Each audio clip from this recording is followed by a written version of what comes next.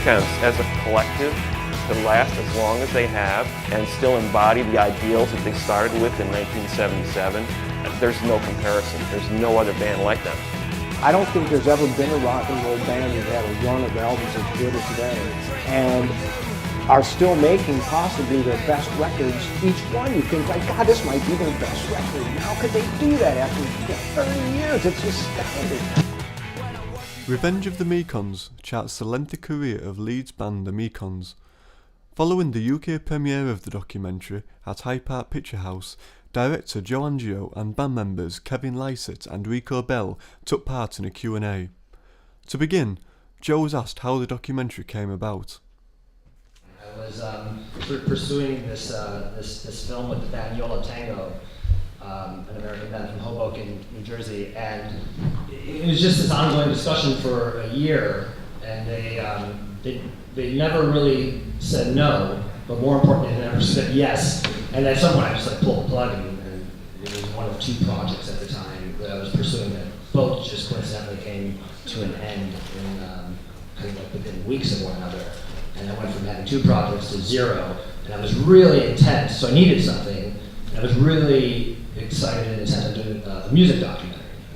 And so that's what I started repeating this to a couple of people who've asked tonight.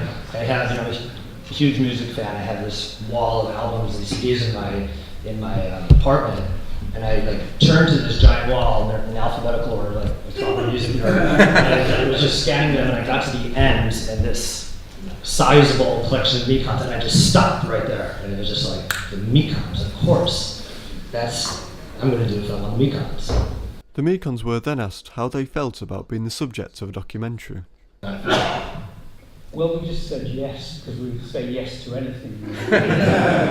And, except to major labels. And of course, yeah, Joe seemed like a nice guy.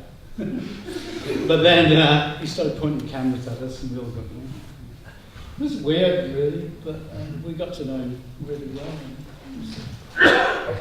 I think it helped, and correct me if I'm wrong, but my take on it was on that first trip, which was the UK tour, and when they were writing what became Ancient and Modern, that came up really suddenly, and so I kind of dove headfirst into this project, and I was just sort of going to treat that trip as like a fact-finding mission, having them all get comfortable with me being around. In fact, I was told that when we get together to write, there were a few days on tour, and then we were going to rent this house for 5 days and write the new album. Maybe the first 2 days we need to be alone and then come in. But by the time we got there, I think they had been comfortable enough with me that they just invited me in, and I think that had something to do with the fact that there was 8 of you. And then with Walter, there was 9. So there was this big group, and I just tended to, I can become pretty invisible. I just had a small camera, no lights, so I kind of, worked the crevices of the room. And I think if it was a smaller band, I would have been more of a presence in there, but I think I was just able to kind of recede to the shadows, and sometimes I forgot I was there. Joe was asked why there wasn't more inclusion of the Mekons' devout fanbase in the film. There's two reasons. Part of it is some of them were interviewed, and at the end of the day, sort of like Mitch is a glaring absence, but you had to make this decision between, are they moving the film forward, or are they just there because they should be there? And I felt with some of those people, they weren't moving the film forward so much. And then a second part of this, and this is kind of on a more maybe like a meta level, I think one of the shortcomings of a lot of music documentaries, I'll say two of the shortcomings, and maybe these go hand in hand, are one, that they pitch the film directly to the fan base. And second of it, and along with that, you talk to a lot of fans, and you get fans who say, oh, the Mekons are great, and the Mekons are this, and the Mekons are that, and they don't really provide much other than fan. It just sort of fulfills that spot of fan of Mekon. So I really consciously set out to make a film that wasn't preaching to the choir. Because they know the story, and they don't need to be reminded or told of it. And I wanted to introduce the Mekons to new people. And I think there's so much to tell. This is a 96-minute film, and those things are out. There's countless other things that are out. But at some point, you just got to make decisions to how do you tell this long, that's enduring, unwieldy story economically and just like kind of get from the beginning to the end and propel it forward and keep it moving. Today I was doing some clearing out, nothing to do with anything. I found a bag of old Mekons shit, and it was really old.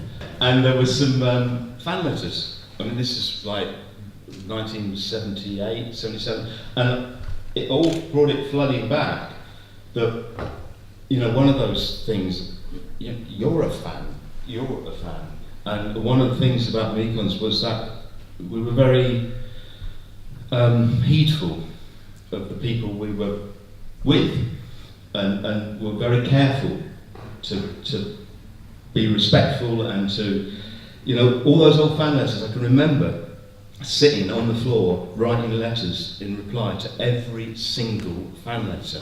The panel were asked if they felt the band achieved a crossover of politics and art. Steve said something really good at a certain point. He said, it's not politics, it's art.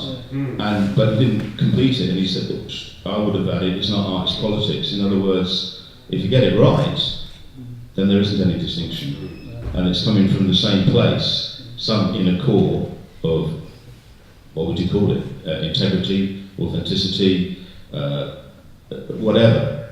And if that's right, then whatever you do is going to work off that. But if that's not right, you can do any amount of politics you like or any amount of art you like, it's going to be shit. And I think that's kind of interesting.